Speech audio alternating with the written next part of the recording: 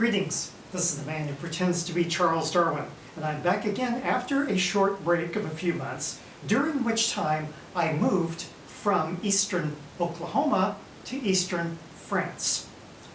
And I still have some videos that I made in Oklahoma, and I will post them a little bit later. But I will also be making some new videos here in France. So I just wanted to let you know about that. I retired from being a professor, but I am still a science educator. Let's see some of the ways in which I am. First is these videos. Thanks to all of you watching them, this is science education. Thanks to all of you, as the French would say, moi. Anyway, another is that I have a blog. It's honestdam.blogspot.com. You can read the notes that go with this video on YouTube to get the exact spelling.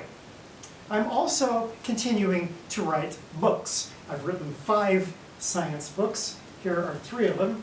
The most recent, Scientifically Thinking, about the adventure of scientific thought. Also, Green Planet, which is about how plants keep the Earth alive. And the original book was The Encyclopedia of Evolution. I have a 6th book coming out, probably in the spring of 2025, which is about how North American natives transformed the landscape. It wasn't a wilderness, but it was something produced by Native American activities and life. Also, I have one more scientific paper coming out, probably also in the spring of 2025. One good thing, though, about not being a professor anymore, no more grading. Okay. Anyway, I still have 2 students, my grandkids. And so I teach them about science. But the way I do it is not by having some kind of a curriculum of things that I want to tell them about, but rather, whenever the opportunity presents itself, I teach science to them based on whatever they happen to see, whatever they happen to do, whatever they happen to ask about.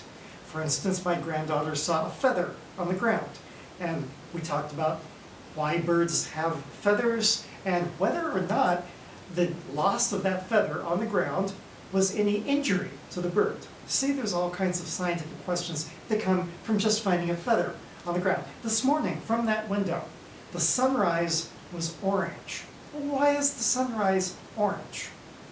That leads to lots of scientific questions as well. This globe is the first of several things that I'm going to get for them over the coming years that will allow me to teach science to them. This globe is good for years of unstructured education. Let them just play with it, and then if they notice something, we'll talk about it. So, the first thing is that since this globe, when it's naturally lit, has the colors of the natural landscapes on it. Here's, for instance, the forest of eastern North America, the deserts of western North America, the rainforest of South America, the forests of Europe, where we live now, the great desert of the Sahara. And what they're most interested in is the ice that's on Greenland. How could there be that much ice that you could even see it from outer space? And also, a whole continent of Antarctica being ice. Now, that's what they will notice at first. Later on, there's the opportunity for other things. For instance, since this is a raised globe and they can see the mountains, there's the Atlas Mountains, there's the Himalayas, they'll be able to learn about rain shadows, for example. And maybe later I'll be able to tell them why the ice in Greenland is melting, and Antarctica also. So you can also see how South America and Africa used to fit together. Continental drift. It's a little early for that right now, but it's not too early for them to start noticing it. Also, I told you about the sunrise. Well, the sun doesn't really rise. It's because the Earth is turning slowly toward the east. And it makes it appear that the sun is rising, but that's just because the Earth is turning. And then, if you turn on the light, you can see all the different countries in different colors right here. And that leads to a lot of interesting discussion. Maybe not much of it scientific, but still interesting. But you know, you don't even need a globe to do that. You don't need to buy anything to teach science. Take this ball right here.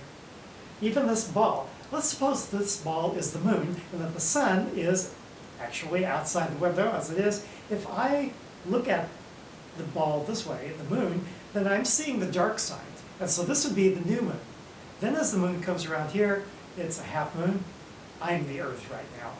And then by the time it gets here, it's a full moon, because it's on the other side of the Earth, me, from the sun. Now, my granddaughter has been noticing the moon for a long time, and so she'll be able to understand that. My grandson is a bit younger, and I don't even know if he really understands that the moon has phases, but eventually we will get there. And my granddaughter then would understand it. She would be able to explain it to my grandson. I don't have to tell him about it. I'll let her tell him about it. She loves to do things like that. So all you need to teach science is a ball or a feather, something like that. And so I'm back, and stay tuned for more videos from America and from France. This is Charles Darwin telling all.